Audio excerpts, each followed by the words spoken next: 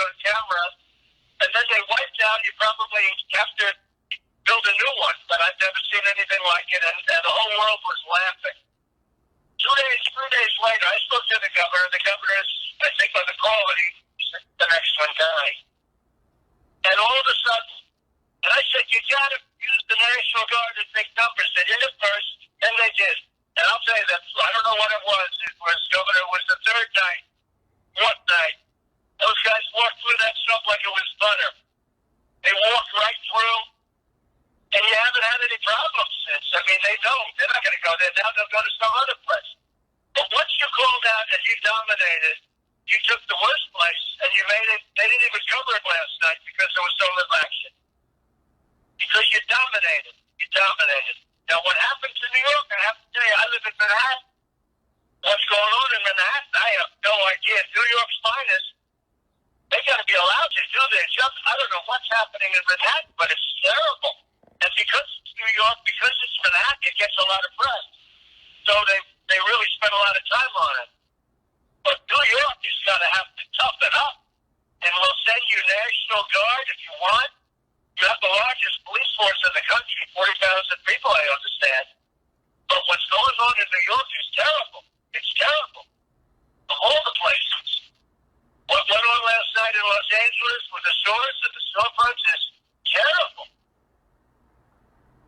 No domination. You have to dominate. This is Trump on the call with the nation's governors in the aftermath of a weekend of protests. And if you're wondering whether the President of the United States is capable of the nuance needed in this situation, him demanding that the police go in and, quote, dominate the protesters probably answers that question. And his complete lack of understanding how to approach yet another crisis didn't go unnoticed by those on the call. Illinois Governor J.B. Pritzker pushed back against Trump on the call, saying this.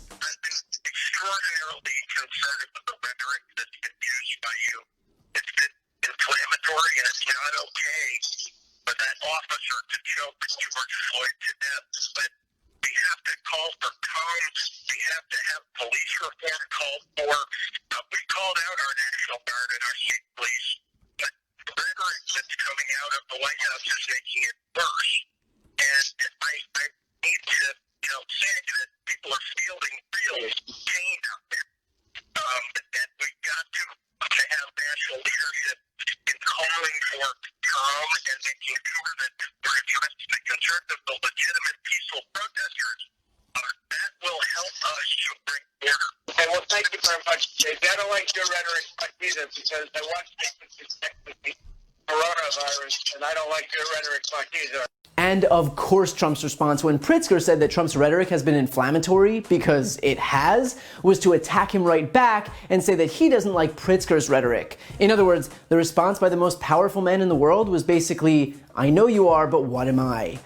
Wonderful. It wasn't just Pritzker. Michigan Governor Gretchen Whitmer said, quote, the president repeatedly and viciously attacked governors who are doing everything they can to keep the peace while fighting a once-in-a-generation global pandemic. The president's dangerous comments should be gravely concerning to all Americans because they send a clear signal that this administration is determined to sow the seeds of hatred and division, which I fear will only lead to more violence and destruction. We must reject this way of thinking. And look, this entire issue is clearly complicated and nuanced, and you simply cannot think of what's happening as a monolith. But the point here, at the base of all of this, is that there is a righteous anger from black people stemming from the fact that authorities in this country do not perceive them as people. That's what's at the core of these protests. And so to think that the answer here is to, quote, dominate them is just the epitome of a fundamental misunderstanding of the situation.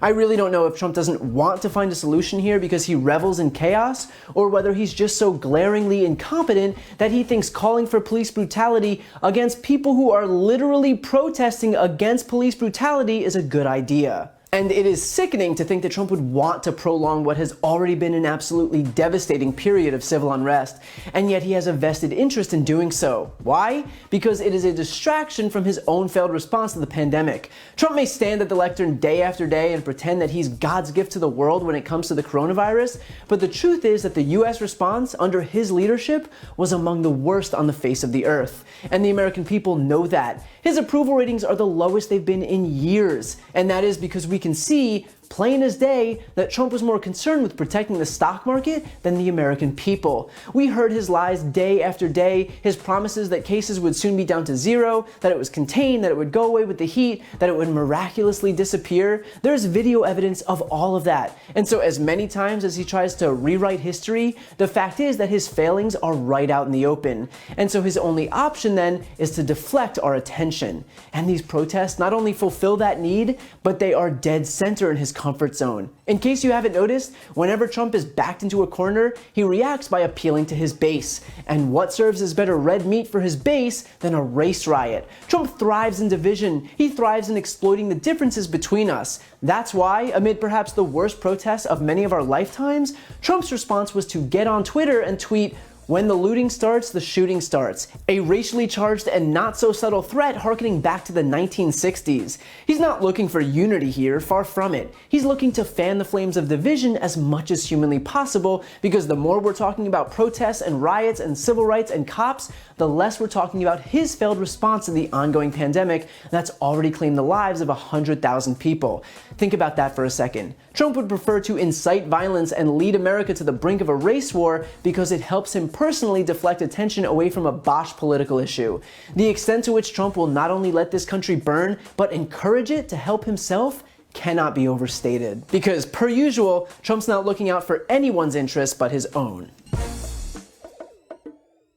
If you like that video, please check out my brand new podcast, No Lie with Brian Tyler Cohen, where I'll cover the most important political stories of the week and interview major players in the world of politics. Available now on Apple Podcasts, Spotify, or wherever you get your podcasts. Check it out and subscribe now.